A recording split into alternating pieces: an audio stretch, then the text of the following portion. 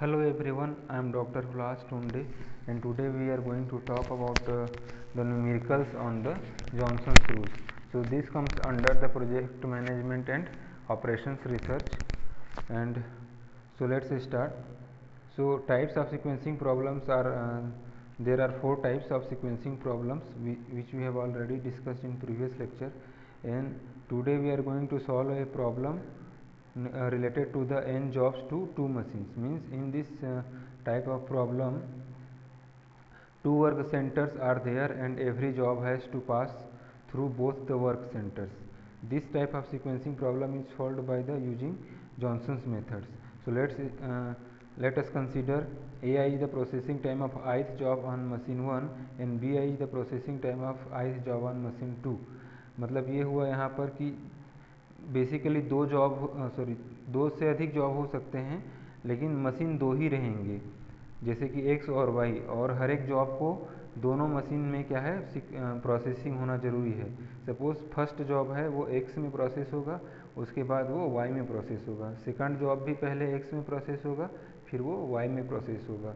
तो इसीलिए processing time different हो सकते हैं हर एक जॉब को प्रोसेसिंग करने के लिए. So let's take an example of Johnson's rule. So this is the example, this is the question which is given.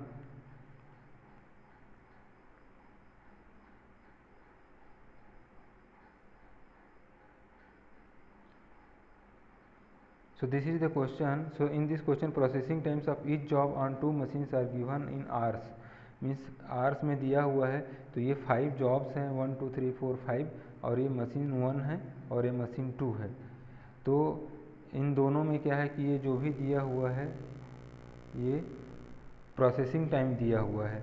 मतलब जॉब 1 मशीन 1 में प्रोसेस होगा तो 2 आवर्स लगेंगे, और मशीन 2 में प्रोसेसिंग करेंगे तो वो 3 आवर्स लगेंगे. तो इस तरह से आपको क्वेश्चन दिया हुआ है. तो इसको जॉनसन्स रूल यूज करके आपको क्या करना है, प्रॉपर सीक्वेंस में अरेंज करना है, सो दैट कि जो कंप्लीशन टाइम है वो कम लगे. Minimise the completion time, okay. और टार्डीनेस और lateness, these are the terms which has to be minimised. So now यहाँ पर जो सीक्वेंस दिया है वो इम्प्रॉपर सीक्वेंस है, वो क्वेश्चन में दिया हुआ है. तो उसको प्रॉपर सीक्वेंस में अरेंज करने के लिए हमको जॉनसन्स रूल यूज करना पड़ेगा. तो जॉनसन्स रूल ये बोलता है कि जो भी प्रोसेसिंग टाइम दिया हुआ है उसमें सबसे मिनिमम प्रोसेसिंग टाइम आपको आइडेंटिफाई करना है. तो सबसे मिनिमम प्रोसेसिंग टाइम आप यहाँ पर देख सकते हो, ये 1 है, ठीक है. अब 1 कौन से मशीन से रिलेटेड है, तो ये मशीन 2 से रिलेटेड है. इसीलिए जॉब 2 को हम लोग क्या करेंगे, तो ये 1 क्या है, जॉब 2 से रिलेटेड है, तो जॉब 2 को हम लोग क्या करेंगे, सबसे लास्ट में क्या करेंगे, सीक्वेंस में इस तरह से हम लोग बॉक्स बनाएंगे, और उस बॉक्स में क्या करेंगे, सबसे लास्ट में जॉब 2 को सीक्वेंस कर देंगे. ओके. तो ये आइडेंटिफाई किया हमने क्या, 1 जो यूनिट है, एलिमेंट है, वो सबसे मिनिमम है, तो मशीन 2 में है, इसीलिए जॉब 2 को क्या करेंगे, सबसे लास्ट में आइडेंटिफाई करेंगे और इसको क्रॉस कर देंगे. अब जॉब 2 का कोई काम नहीं है, वो सीक्वेंस हो गया. नाउ उसके बाद सबसे मिनिमम टाइम कौन सा है, यहाँ पे 2 है. तो 2 है वो किससे रिलेटेड है, मशीन 1 से रिलेटेड है.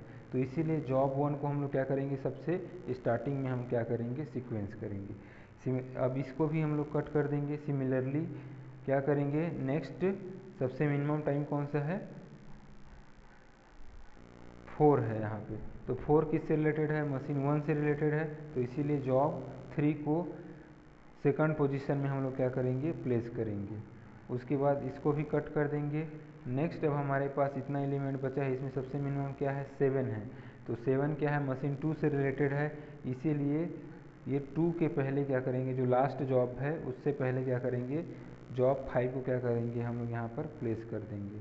देन इसको कट कर देंगे, और लास्ट में हमारा क्या है, एक ही जॉब बचा है 4, तो उसको हम लोग 4th नंबर के जॉब को यहाँ पर हम लोग प्लेस कर देंगे. तो इस तरह से हमको जो सीक्वेंस मिला है, ऑप्टिमल सीक्वेंस, वो सीक्वेंस है 1 पहले जॉब 1 को प्रोसेस करेंगे, फिर 3 को प्रोसेस करेंगे, फिर 4th को प्रोसेस करेंगे, फिर 5 को प्रोसेस करेंगे, और 2 को प्रोसेस करेंगे. तो इस तरह से हमको ऑप्टिमल सीक्वेंस मिल गया जॉनसन्स रूल के थ्रू. ओके. अब नाउ हम लोग क्या करेंगे, जो ऑप्टिमल सीक्वेंस हम लोग डिटरमाइन किए हैं उसके जो टाइमिंग है उसको प्रॉपर सीक्वेंस में हम लोग लिखेंगे। तो ये जो टाइम है उसको लिख दिए, जैसे कि आप देख सकते हो जॉब 1 के लिए टाइम क्या है 2-3 है, तो इसीलिए हम लोग यहाँ पर क्या लिखें, जॉब 1 के लिए 2-3, जॉब 3 के लिए 4-5 है, तो इसीलिए हम लोग यहाँ पर लिखे हैं 4-5। तो इस तरह से हमको ऑप्टिमल सीक्वेंस और उसके मशीन 1-2 में प्रोसेसिंग टाइम हमको इस तरह से लिख देना है। उसके बाद नेक्स्ट काम है टोटल इलैप्स्ड टाइम हमको डिटरमाइन करना है। तो टोटल इलैप्स्ड टाइम डिटरमाइन करने के लिए इस तरह से हम लोग क्या करेंगे, टेबल्स बनाएंगे। तो ये ऑप्टिमल सीक्वेंस को पहले कॉलम में लिखेंगे, उसके बाद सेकंड कॉलम में आप मशीन 1 है उसके अंडर 3 कॉलम बनाएंगे कि मशीन 1 में जॉब इन कब हुआ, उसका प्रोसेसिंग टाइम क्या है, और मशीन 1 से जॉब आउट कब होगा वो डिटरमाइन करेंगे। वैसे ही मशीन 2 है उसमें क्या करेंगे, मशीन 2 में जॉब 1 इन कब हुआ, उसका प्रोसेसिंग टाइम क्या लगता है, और जो आपको क्वेश्चन में ही दिया रहेगा, ये जो है वो क्वेश्चन में ही दिया हुआ है, जो हम लोग ये प्रीवियस जो स्लाइड है उसमें देख सकते हैं कि ये ऑप्टिमल सीक्वेंस के लिए प्रोसेसिंग टाइम है, ये सब ये जो दिया हुआ है ये सब प्रोसेसिंग टाइम है। तो प्रोसेसिंग टाइम को हम लोग लिख देंगे, और ये आउट टाइम क्या होगा। उसके बाद यहाँ पर आइडल टाइम है, मतलब आइडल टाइम मतलब मशीन कितने टाइम तक खाली रहा वेट करने के लिए, पहले जो आपको प्रोसेसिंग करने के लिए वेटिंग करना पड़ेगा, तो ये मशीन 1 कितना टाइम वेट करेगा और मशीन 2 कितना टाइम वेट करेगा, वो हम लोग लिखेंगे, रिमार्क्स में लिखेंगे। तो आगे मैं उसको डिस्कस करता हूँ क्या करना पड़ेगा। तो ये ऑप्टिमल सीक्वेंस दिया है, तो सिंपल सी बात है, जैसे कि जॉनसन्स रूल का या फिर सीक्वेंसिंग मॉडल का एजम्पशंस ये बोलता है कि कोई भी जॉब है वो 0 टाइम में क्या होगा, एंट्री करेगा। तो इसीलिए यहाँ पर क्या होगा, मशीन 1 में जॉब इन करेगा 0 टाइमिंग में, ओके 0 टाइम में इन करेगा, तो उसको प्रोसेसिंग टाइम क्या है 2 है, तो इसलिए 0 + 2 हम लोग करेंगे तो क्या मिलेगा हमको, आउट टाइम क्या होगा 2 आवर्स हो जाएंगे। मतलब मशीन 1 में 0 टाइम में जॉब 1 एंटर किया, मतलब लोड किया गया उसमें, और उसको प्रोसेसिंग टाइम क्या है 2 आवर्स है, तो 2 आवर्स तक हम लोग प्रोसेसिंग किए जॉब 1 को, और 2 आवर्स के बाद उसको हम लोग क्या कर देंगे, आउट कर देंगे। ओके नाउ अब मशीन 2 में क्या होगा, उसी जॉब को फिर से प्रोसेस करना पड़ेगा, दोनों मशीन में प्रोसेस करना पड़ेगा। तो मशीन 2 में क्या होगा, इन टाइम यहाँ पर ट्रांसफर एजम्पशंस ये बोलता है कि मशीन 1 से मशीन 2 में जो ले जाने के लिए ट्रांसफ़र टाइम है वो नेग्लिजिबल होता है, इसीलिए मशीन 2 में क्या होगा, जो इन टाइम होगा यही 2 ही क्या हो जाएगा, इन टाइम हो जाएगा। Okay got it. Then time यहाँ पर प्रोसेसिंग टाइम 3 दिया है, तो 2 + 3 हमारा 5 हो जाएगा, यानी कि मशीन 2 में क्या होगा 3 आवर्स तक प्रोसेसिंग करेंगे, तो 5th आवर में क्या हो जाएगा, वो जॉब 1 है वो मशीन 2 से आउट हो जाएगा। ओके नाउ यहाँ पर आइडल टाइम क्या है, मशीन 1 आइडल टाइम नहीं है, मशीन 1 में कोई आइडल टाइम नहीं है, मतलब वो क्या है वो, क्योंकि उसको वेट नहीं करना पड़ा। लेकिन मशीन 2 सपोज़ कोई भी ऑफिस में, कोई भी ऑर्गेनाइजेशन में सपोज़ एक लेथ मशीन है और एक मिलिंग मशीन है, तो वहाँ पर टाइमिंग क्या है, 9 बजे क्या है वर्किंग आवर स्टार्ट होता है, तो जो ऑपरेटर आएंगे वो तो 9 बजे ही आएंगे ना, तो इसीलिए दोनों मशीन क्या हो जाएगा 9 बजे से स्टार्ट होना चाहिए। लेकिन जॉब 1 क्या है, अभी 9 बजे मशीन 1 में स्टार्ट हुआ है, तो इसीलिए वहाँ मशीन 2 को क्या करना पड़ेगा, 2 आवर्स तक वेट करना पड़ेगा जब तक उसमें लोड ना हो जाए। तो इसीलिए यहाँ पर आइडल टाइम क्या हो जाएगा, मशीन 2 के लिए 2 आवर्स हो जाएंगे। ओके नाउ नेक्स्ट जॉब क्या है हमारा 3 है, तो 3 नंबर की जॉब क्या हो जाएगा, तब प्रोसेस होगा जब मशीन 1 में जब 2 आवर्स के बाद। तो यहाँ पर 2 ये जो 2 है वो यहाँ पर इन कर देंगे, तो इन टाइम में क्या हो जाएगा, यहाँ पे 2 हो जाएगा, और प्रोसेसिंग टाइम यहाँ पर क्या है 4 है, तो 2 + 4 यहाँ पर 6 आवर हो जाएगा प्रोसेसिंग टाइम। उसके बाद यहाँ पर मशीन 2 में क्या हो जाएगा, जैसे कि यहाँ हुआ 2 वैसे ही होगा, लेकिन यहाँ पर एक चीज़ और ध्यान देने वाली बात ये है कि यहाँ पर ये 5 और 6 दोनों में कंपेयर करना है, और दोनों में जो लार्ज होगा वो यहाँ पर इन टाइम होगा मशीन 2 के लिए। तो यहाँ पर आप देख सकते हो 6 लार्ज है, तो इसीलिए 6 यहाँ पर इन टाइम होगा। ओके अगर यहाँ पर 7 होता तो यहाँ पर 7 इन टाइम हो जाता। Okay so now 6 + 5 processing time है, तो 6 + 5 क्या हो जाएगा 11 हो जाएगा, और यहाँ पर आप देख सकते हो मशीन 2 क्या हो गया था, 5th आवर में अपना जॉब कंप्लीट कर लिया था, लेकिन यहाँ पर 6 आवर तक क्या होगा, मशीन 1 में ही प्रोसेसिंग हो रहा था, तो इसीलिए यहाँ पर आइडल टाइम क्या हो जाएगा, 1 हो जाएगा। 6 माइनस 5 1 यहाँ पर आइडल टाइम हो जाएगा। तो इस तरह से क्या हो गया, आप देख सकते हो कि जॉब 3 है वो प्रोसेस हो गया। जॉब 4 के लिए एंड टाइम हो जाएगा 6 हो जाएगा, यहाँ पर कोई चेंजेस नहीं होगा। 6 + 8 14 हो जाएगा। अब फिर यहाँ पर 11 और 14 में कंपेयर करेंगे तो 14 लार्ज है, इसलिए 14 यहाँ पर हो जाएगा। 14 + 9 क्या होगा, 23 होगा, तो यहाँ पर 23 लिख देंगे। और यहाँ पर फिर से क्या हो जाएगा, 14 - 11 3 है, तो यहाँ पर 3 क्या होगा, आइडल टाइम हो जाएगा। मशीन 2 को फिर से 3 आवर्स तक वेट करना पड़ेगा। फिर यहाँ पर क्या हो जाएगा, 14 आपका एंड टाइम हो जाएगा। 14 + 10 24 हो जाएगा। 24 अब यहाँ पर 24 और 23 में कंपेयर करेंगे तो 24 क्या है, लार्ज है, तो यहाँ पर 24 मशीन 2 के लिए एंड टाइम हो जाएगा। 24 + 7 31 हो जाएगा यहाँ पे। और यहाँ पर फिर से आइडल टाइम 24 - 23 1 हो जाएगा। नाउ जॉब सेकंड के लिए क्या हो जाएगा, ये 24 क्या हो जाएगा, एंड टाइम हो जाएगा। 24 एंड टाइम हो गया। 24 + 6 यहाँ पे 30 है। ओके, अब यहाँ पर कंपेयर करेंगे, 30 है और यहाँ पर 31 है, तो दोनों में लार्ज कौन है, 31 है, तो इसीलिए मशीन 2 के लिए 31 क्या हो गया, इन टाइम हो जाएगा। 31 प्लस यहाँ पर प्रोसेसिंग टाइम 1 है, तो 31 + 1 32, तो यहाँ पर 32 हो जाएगा। अब यहाँ पर मशीन 2 के लिए आइडल टाइम नहीं होगा, क्योंकि यहाँ पर जो जॉब है मशीन 2 में ही ज़्यादा टाइम ले रहा है, 31st आवर लग रहा है, जबकि मशीन 1 क्या हो रहा है, 30th आवर में ही कंप्लीट कर दिया था जॉब को। तो इसीलिए जॉब को यहाँ पर क्या हो रहा है, 1 आवर वेटिंग करना पड़ेगा मशीन 2 का खाली होने के लिए, तो इसीलिए यहाँ पर जॉब आइडल टाइम क्या हो जाएगा, 1 आवर हो जाएगा। तो ये इस तरह से आप देख सकते हो। तो टोटल इलैप्स्ड टाइम हमारा 32 आवर्स हो जाएगा। और टोटल आइडल टाइम अगर हम लोग देखेंगे तो मशीन 2 का वेटिंग टाइम क्या हो जाएगा, 2 + 1 3 3 + 3 6 6 और 1 7 7 मशीन 2 का आइडल टाइम हो जाएगा। और जॉब का आइडल टाइम क्या हो जाएगा, 1 आवर हो जाएगा, जो हम लोग लास्ट में डिटरमाइन किए। तो इस तरह से हमारा सॉल्व हो गया। तो ये वही है, सारा डिटेल्स यहाँ पर लिखा हुआ है, जैसे कि आप देख सकते हैं। तो यहाँ पर भी 32 आवर्स क्या हो जाएगा, इलैप्स्ड टाइम हो जाएगा। तो हम कंक्लूजन में लिख सकते हैं कि total elapsed time is 32 hours which includes the idle time of the job and the idle time of the machine. Okay, so now this is the exercise for you guys. You can solve this problem. Here is the 1 machine and 2 machine and 7 jobs are there. Okay, so please solve it and write it in the comment box. Now there are n jobs to 3 machines. अब यहाँ पर हम लोग देखेंगे कि 3 machine है, जैसे कि यहाँ पर एक्सरसाइज में 3 मशीन है। तो ऐसे टाइप की प्रॉब्लम, तो जॉनसन्स रूल का डिसएडवांटेज ये है कि वो 2 मशीन्स के लिए बेस्ट सूटेबल है। वो 3 मशीन्स के लिए जॉनसन्स रूल हम लोग जो रूल है उसको हम लोग सेम टू सेम अप्लाई नहीं कर सकते हैं, उसके लिए मॉडिफिकेशन करना पड़ेगा।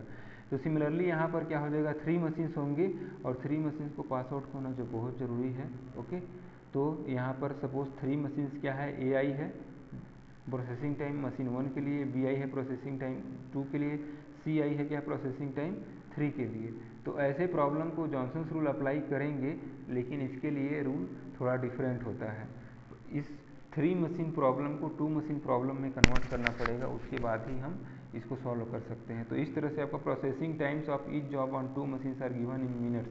अब यहाँ पर जो टाइम है वो मिनट्स में दिया हुआ है, इससे पहले वाले प्रॉब्लम में आवर्स में दिया हुआ था। तो ये टाइम का यूनिट चेंज हो सकता है, कोई प्रॉब्लम नहीं है। Then find the optimal sequence which minimize the time required. Okay, so now अब हम लोग क्या करेंगे कि यहाँ पर 6 जॉब्स दिया हुआ है और 3 मशीन्स है, तो इसको 2 मशीन प्रॉब्लम में कन्वर्ट करेंगे। तो उसके लिए प्रोसीजर होता है, procedure for solution, identify the smallest time element in the first column, similarly identify the smallest element in the third column. यानी कि फर्स्ट कॉलम में और थर्ड कॉलम में मिनिमम टाइम आइडेंटिफाई करना है। तो यहाँ पर आप देख सकते हो मिनिमम टाइम क्या है, 8 है और यहाँ पर मिनिमम टाइम क्या है 2 है। उसके बाद identify highest time element in the second column, यानी कि जो सेकंड कॉलम है यानी कि मिडिल का जो मशीन है उसमें हाईएस्ट एलिमेंट आपको आइडेंटिफाई करना है। तो आप देख सकते हो हाईएस्ट एलिमेंट क्या है, यहाँ पे 8 है। तो इस तरह से 3 things we have to identify. तो यहाँ पर 3 चीज़ आइडेंटिफाई करने के बाद क्या करेंगे कि चेक करेंगे कि जो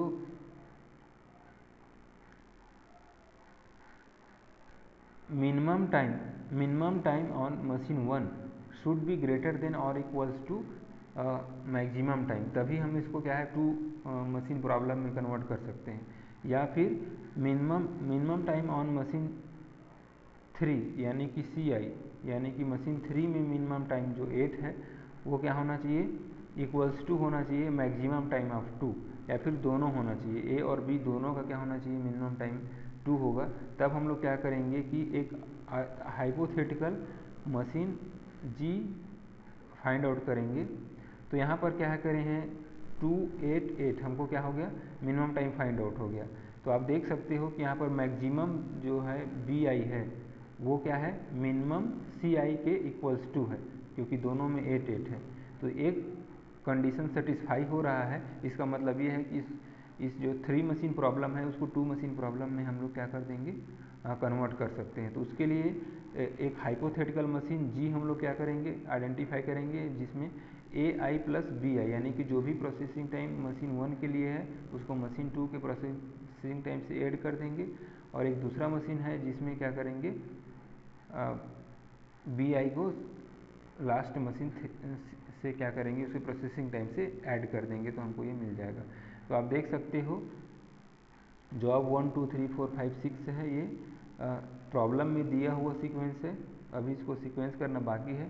तो GI हम लोग देखेंगे तो क्या होगा AI प्लस BI यानी कि 3 + 8 11, 12 + 6 18, 5 + 4 9, इस तरह से हम लोग करेंगे। सिमिलरली क्या करेंगे H दूसरा मशीन हम लोग क्या किए हैं H कंसीडर किए हैं, वो BI प्लस CI यानी कि 8 + 13 21, देन 6 + 14 20, 4 + 9 13, 6 + 12। तो इस तरह से हमारा क्या हो गया ये पूरा जॉब है वो 2 मशीन प्रॉब्लम में कन्वर्ट हो गया।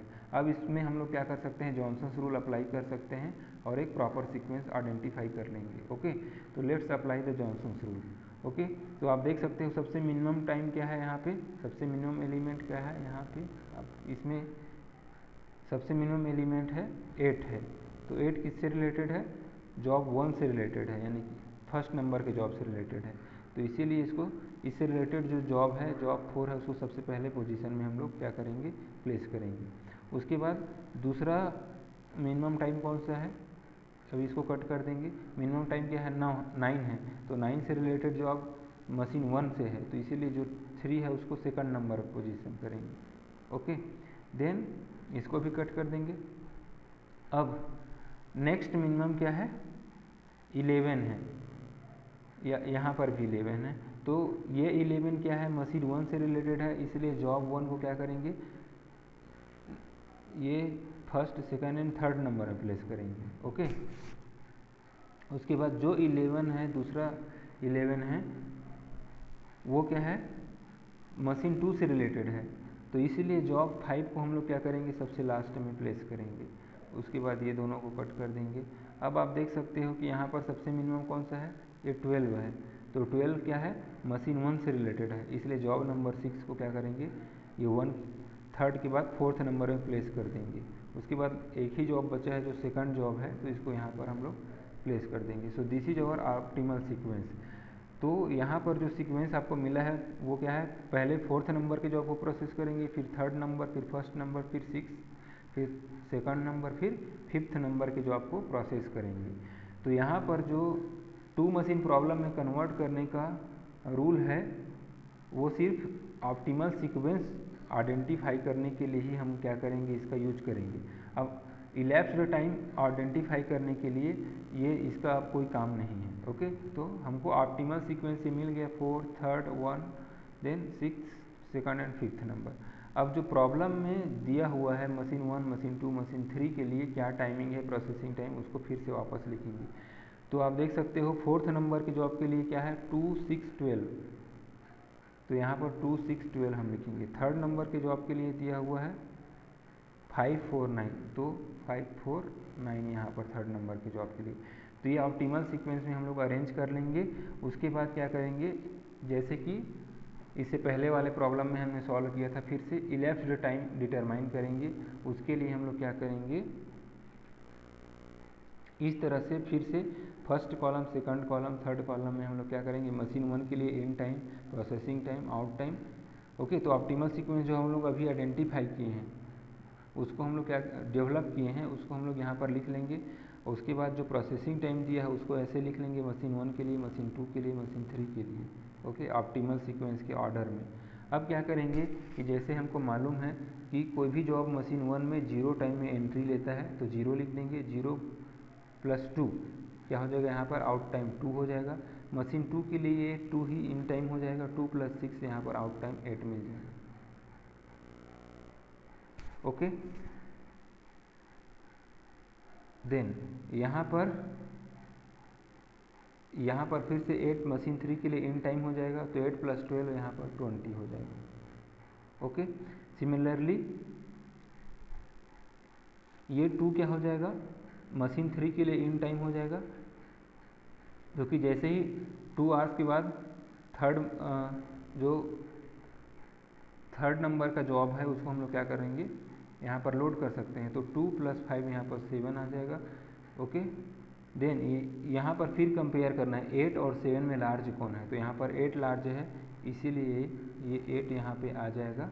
और 8 + 4 क्या हो जाएगा, 12 आवर्स क्या हो जाएगा, आउट टाइम हो जाएगा मशीन 2 के लिए। ओके, देन फिर यहाँ पर कंपेयर करेंगे 12 और 20 में, तो यहाँ पर दो बार कंपेयर करना पड़ेगा क्योंकि यहाँ पर 3 मशीन है। तो 12 और 20 में लार्ज कौन है, 20 है, तो यहाँ पर 20 इन टाइम होगा, ये 12 इन टाइम नहीं होगा, ये ध्यान देने वाली बात है। तो 20 + 9 यहाँ पर हो जाएगा 29। ओके, अब आइडल टाइम के बारे में बात करें तो यहाँ पर देख सकते हैं कि मशीन 2 आवर्स के लिए वेट करना पड़ेगा जब तक क्या हो जाए, मशीन 1 क्या हो में प्रोसेसिंग ना हो जाए, जॉब 4। ओके, तो इसीलिए 2 हो जाएगा क्या, आइडल टाइम हो जाएगा, प्लस यहाँ पर देख सकते हैं मशीन 3 को 8 आवर्स तक वेट करना पड़ेगा जब तक मशीन 1 और मशीन 2 में जॉब प्रोसेस ना हो जाए। तो 2 + 8 यहाँ पर क्या हो जाएगा, 10 आवर्स क्या होगा, वेटिंग टाइम हो जाएगा। ओके, सिमिलरली थर्ड जॉब के लिए क्या हो जाएगा आपका, सेकंड जॉब जो है, थर्ड जॉब है जो सेकंड पोजीशन में है, तो उसके लिए क्या हो जाएगा, आइडल टाइम क्या हो जाएगा, यहाँ पर देख सकते हो 7 है लेकिन 8 आया, तो यहाँ पर जॉब 3 है वो 7th आवर में कंप्लीट हो गया था, लेकिन वेटिंग टाइम यहाँ पर 1 आवर जॉब का वेटिंग टाइम हो जाएगा। और यहाँ पे आप देख सकते हो यहाँ पर 12th आवर में क्या हो गया था, कंप्लीट हो गया था, लेकिन ये जॉब 4th को ही 20 आवर्स लग गए, तो इसलिए 8 आवर्स यहाँ पर इसको वेट करना पड़ेगा। तो 1 + 8 यहाँ पर आप क्या करेंगे, जॉब का वेटिंग टाइम क्या हो जाएगा, 9 हो जाएगा। ओके, और मशीन का वेटिंग टाइम यहाँ पे नहीं रहेगा। ओके, देन फर्स्ट जॉब है, जॉब नंबर 1 जो है उसको बोल सकते हैं जॉब नंबर 1, उसका क्या होगा, इन टाइम हो जाएगा, ये 7 इन टाइम हो जाएगा, 7 + 3 यहाँ पर 10 हो जाएगा, 10 और यहाँ पर 10 और 12 में कंपेयर करेंगे, तो 12 यहाँ पर मैक्सिमम है, तो ये 12 यहाँ पर आ जाएगा। 12 + 8 क्या हो जाएगा, यहाँ पे 20 हो जाएगा। ओके, एंड 20 और 29 में कंपेयर करेंगे, तो यहाँ पे आप देख सकते हो 29 लार्ज है, तो यहाँ पे 29 आ जाएगा। फिर 29 + 13 प्रोसेसिंग टाइम है, उसको ऐड करेंगे, 29 + 13, सो वी विल गेट 2, देन 42 हो जाएगा। ओके, सो 42 आ गया। अब यहाँ पर देख सकते हो कि जॉब का वेटिंग टाइम क्या है, ये 10th आवर में कंप्लीट हो गया था, लेकिन 12th आवर यहाँ पर लिखा हुआ है, तो इसीलिए यहाँ पर 2 क्या हो गया, आइडल टाइम हो गया। और यहाँ पे 20th आवर में कंप्लीट हो गया था, और यहाँ पर 29th आवर में उसको इन टाइम मिल रहा है, तो 9 इधर हो गया और 2 इधर हो गया, 9 और 2 11 आवर्स क्या हो जाएगा, जॉब का वेटिंग टाइम हो जाएगा। ओके, तो सिमिलरली हम लोग क्या करेंगे, सारे बाकी जो जॉब है 6 सेकंड और इसके लिए सारे जो जॉब है उसको हम लोग लिख लेंगे। तो वो इस तरह से हमारा टेबल बन जाएगा। आप देख सकते हो यहाँ पर 20 था, यहाँ पर 29, फिर 42। अब 6th जॉब के लिए देखेंगे तो यहाँ पर 10 है, वो यहाँ पर इन टाइम हो जाएगा, और 11 आवर्स क्या हो जाएगा, यहाँ पर 11 मिनट्स प्रोसेसिंग टाइम है, तो 21 मिनट्स क्या हो जाएगा इसके लिए, 10 + 11 21 हो जाएगा। 21 और यहाँ पर 20 दोनों में हम लोग कंपेयर करेंगे, तो 21 लार्ज है तो यहाँ पर 21 आ जाएगा। ओके, तो यहाँ पर मशीन आइडल टाइम क्या हो गया, 1 मिनट हो गया। ओके, तो 21 + 1 यहाँ पे 22 आ गया। 22 और 42 में कंपेयर करेंगे तो 42 लार्ज है, इसीलिए यहाँ पर 42 इन टाइम होगा।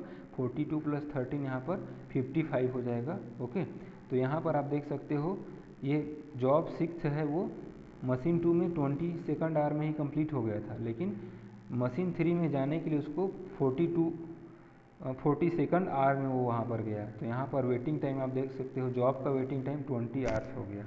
ओके, लेकिन यहाँ पर आप देख सकते हो कंपेयर किए तो 21 - 20 है यहाँ पे, तो इसीलिए यहाँ पर मशीन का भी वेटिंग टाइम क्या हो जाएगा, आइडल टाइम 1 मिनट हो जाएगा। ओके, देन सेकंड जॉब के लिए यहाँ पर ये 21 इन टाइम हो जाएगा, 21 + 12 33 हो जाएगा। 33 के बाद आप देख सकते हो 33 और यहाँ पर 22 है, दोनों में कंपेयर करेंगे तो यहाँ पर 33 लार्ज है, इसलिए 33 यहाँ पर लिखे हैं। 33 + 6 क्या हो जाएगा, 39। तो यहाँ पे आप देख सकते हो 33 - 22 मतलब मशीन 2 में ये जॉब है, 6th जॉब है 20 सेकंड आवर में कंप्लीट हो गया था, लेकिन जो 2 नंबर का जॉब है वो मशीन 1 में ही 33 आवर में कंप्लीट हो रहा है, इसीलिए यहाँ पर मशीन 2 को वेट करना पड़ेगा 11 आवर्स। तो इसीलिए मशीन का वेटिंग टाइम यहाँ पर हम लोग 11 लिखे हैं। उसके बाद ये 39 क्या हो जाएगा, इन टाइम हो जाएगा। ओके, और 39 प्लस, ठीक है, 39 और 55 में क्या हो जाएगा, कंपेयर करेंगे तो 55 लार्ज है, इसलिए 55 यहाँ पे इन टाइम हो गया। अब 55 + 14 69 हो गया। आप देख सकते हैं यहाँ पे 55 - 39 दोनों को माइनस करेंगे तो 16 क्या होगा, ये जॉब का वेटिंग टाइम है। सेकंड नंबर का जॉब है 39 आवर्स में कंप्लीट हो गया था, लेकिन वो मशीन 3 में 55 मिनट्स में, ये सारा यूनिट मिनट में दिया हुआ है, तो 55 मिनट्स में क्या होगा, वो उसको इन टाइम मिल रहा है, तो यहाँ पे उसको 16 मिनट्स तक वेट करना पड़ेगा। तो इस तरह यहाँ पे 16 मिनट जॉब का वेटिंग टाइम है और 11 मिनट मशीन 2 का वेटिंग टाइम है, तो या फिर आइडल टाइम है हम लोग बोल सकते हैं। ओके, नाउ 5th जॉब के लिए आप देख सकते हो ये 33 इन टाइम हो जाएगा। 33 + 9 42 और 39 में कंपेयर करेंगे तो 42 लार्ज है 39 के कंपेरिजन में, तो 42 यहाँ पर इन टाइम हो जाएगा। ओके, अब 42 + 3 45 हो गया। 45 और 69 में कंपेयर करेंगे तो 69 लार्ज है, इसीलिए 69 यहाँ पर इन टाइम हो गया। 69 + 8 77। ओके, तो यहाँ पर देख सकते हो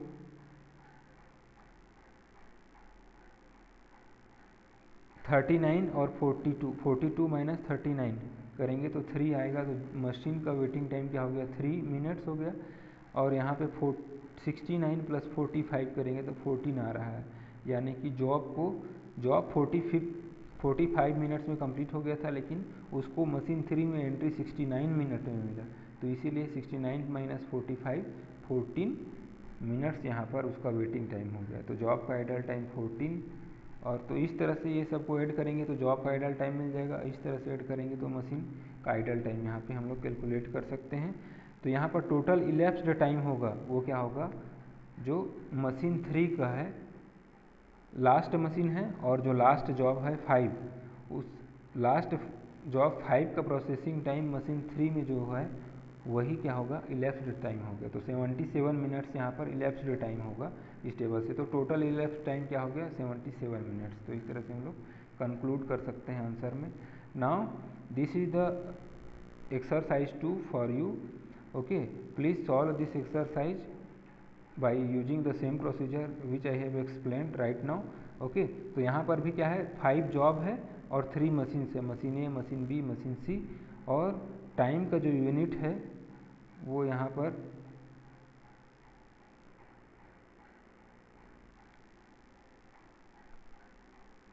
आवर्स में दिया हुआ है, मिनट्स में नहीं दिया है। ओके, तो ये ध्यान देने वाली बात है कि किस में दिया है। ओके, तो ये आप सॉल्व करके देखो और जो भी आंसर आ रहा है इलेप्स्ड टाइम और optimal sequence, please write on the comment box. Subscribe my channel, thank you so much, and do not hesitate to ask any question. Subscribe my channel doctor Hulas Tunde, thank you so much.